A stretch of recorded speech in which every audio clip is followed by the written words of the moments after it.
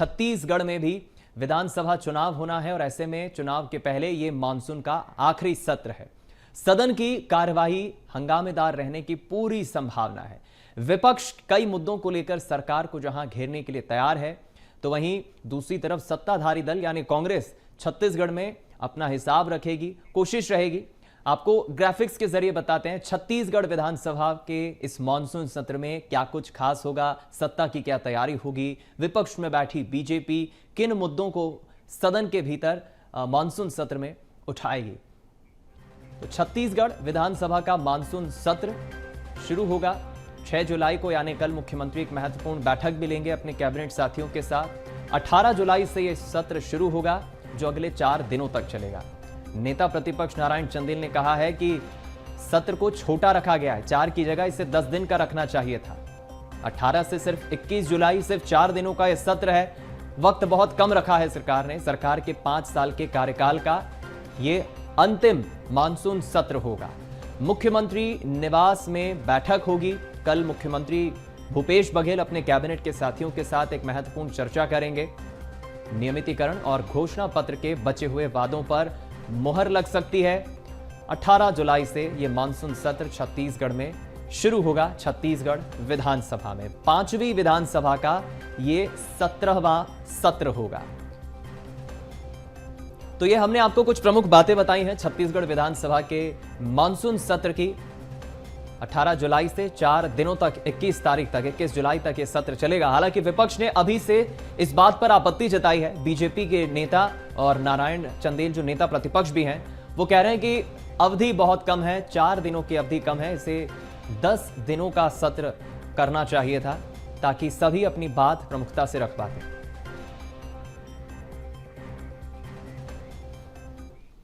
चलिए इस खबर पर और ज्यादा जानकारी लेंगे। हमारी सहयोगी, हमारी संवाददाता दामिनी बंजारे इस वक्त लाइव जुड़ गई हमारे साथ। दामिनी, 4 दिनों तक ये सत्र चलेगा और इसी सत्र की अवधि को लेकर नारायण चंदेल सवाल भी खड़े कर रहे हैं कि आखिर ये सत्र 10 दिन का होता तो और बेहतर ढंग से सभी अपनी बात रख पाते, सत्र सुचारू रूप से चल पाता। लेकिन कौन कौन से प्रमुख मुद्दे बीजेपी ने सदन में उठाने के लिए तैयार किए रणनीति, और सत्ताधारी दल भूपेश सरकार की सदन में क्या कोशिश रहेगी?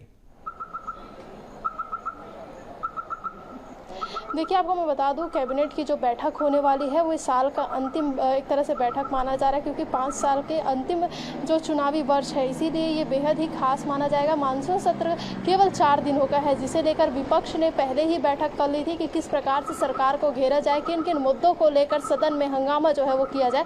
तो इस वर्ष का जो सदन है वो हंगामे भरा होने वाला है। और इसके साथ ही आपको मैं बता दूँ, बेरोजगारी भत्ता जिसपे कहीं ना कहीं घोटाले का आरोप जो है बीजेपी लगाते आई है, इसके अलावा पीएससी का मामला, क्योंकि पीएससी जो युवा है वो कहीं ना कहीं छत्तीसगढ़ में वोटर्स की संख्या सबसे ज़्यादा है, तो युवाओं के हित में फैसला जो नहीं लिया गया था, इसका आरोप लगाते हुए पीएससी घोटाले को लेकर बड़ा जो एक तरह से विरोध है वो विधानसभा में देखने को मिल सकता है। नियमितीकरण की जो मांग लगातार कर्मचारियों के द्वारा की जा रही थी, उसे लेकर जो विरोध है वो भी कहीं ना कहीं देखने को मिल सकता है। तो इस वर्ष का जो सदन है वो काफ़ी हंगामेदार रहेगा। पहले ही जो एक तरह से प्रदर्शन था, पहले ही विरोध, क्योंकि 4 दिनों का किए जाने की वजह से पहले ही विरोध जो है वो विपक्ष ने पहले ही दिखा दिया था। तो कहीं ना कहीं इस बैठक को लेकर जो सत्ताधारी पक्ष है उनकी ओर से भी बैठक बुलाई गई है। 6 तारीख को ये बैठक रखी गई है। और कैबिनेट की बैठक के पहले, जैसे मानसून सत्र से पहले कैबिनेट की बैठक में किन किन विषयों पे चर्चा की जाए, किन किन विषयों को लेकर आने वाले समय में फैसला लिया जाए, इसे लेकर चर्चाएं होगी। दामिनी, एक चीज और समझना चाहेंगे दामिनी, क्योंकि हमने देखा छत्तीसगढ़ में भी लगातार परंपरा रही है मध्य प्रदेश की तरह कि सत्र शुरू होने के पहले सत्ताधारी दल, विपक्षी दल बैठकें करते हैं।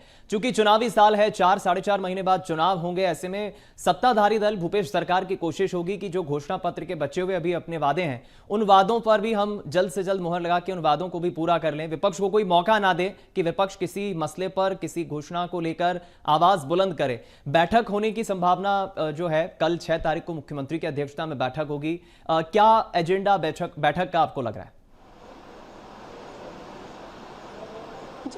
देखिए, अगर मैं एजेंडों की बात करूं तो सत्ताधारी पक्ष जो है वो कहीं ना कहीं कैबिनेट बैठक में जो एक तरह से नियमितीकरण की मांग को लेकर जो कर्मचारी लगातार प्रदर्शन कर रहे हैं, उसे लेकर अलग अलग विभागों से जो आंकड़े हैं वो मंगाए गए हैं। किन किन विभागों में कितने कितने जगहें खाली है, नियमितीकरण किया जा सकता है या नहीं, इन सभी चीज़ों को लेकर जो विचार विमर्श है वो किया जाएगा। और कहीं ना कहीं छत्तीसगढ़ सरकार ने अपने घोषणा पत्र में 36 वादे किए थे, जिसे लेकर विपक्ष जो है लगातार ये आरोप आई है कि 36 में से 6 वादे पूरे नहीं किए गए, 36 में से 10 वादे वादे पूरे नहीं किए गए। इस प्रकार के कई आरोप जो है लगातार सत्ताधारी पक्ष पे लगते आए हैं। तो कहीं ना कहीं जो घोषणा पत्र में है, जिनमें जो वादे किए गए थे, उन सभी वादों को पूरा करते जो छत्तीसगढ़ की सरकार है वो नजर आ सकती है। और कहीं ना कहीं इस बैठक के माध्यम से आने वाले आगामी चुनाव को लेकर भी रणनीति तैयार की जा सकती है कि किसी भी प्रकार से विपक्ष के पास ऐसा कोई मुद्दा न रहे जिसे जो सत्ता पक्ष है उसे घेरा जा सके। तो कैबिनेट की बैठक से पहले ये जो बैठक है उसमें चर्चाएं जो है वो पूरी होगी। मुख्यमंत्री भूपेश बघेल इसमें शामिल होने वाले, टीएस सिंहदेव इसमें शामिल होने वाले,